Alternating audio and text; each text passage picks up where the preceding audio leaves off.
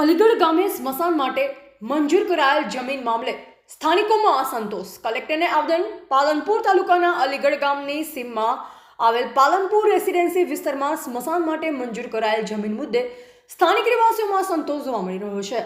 આ અંગે આજે મોટી સંખ્યામાં રહેવાસીઓ બનાસકાંઠા જિલ્લાના જિલ્લા કલેક્ટરને લેખિત આવેદન આપી તાત્કાલિક કાર્યવાહી કરવાની માંગ કરી છે.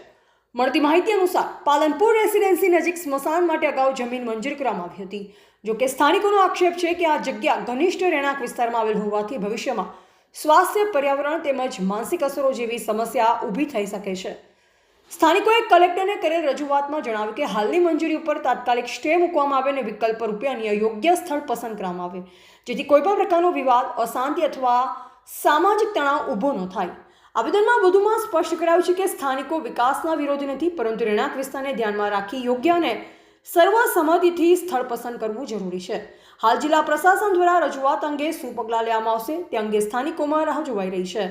અહેવાલ જગતસિંહ દરબાર, પાલનપુર, બનાસકાંઠા, જેબી ગુજરાત ન્યૂઝ.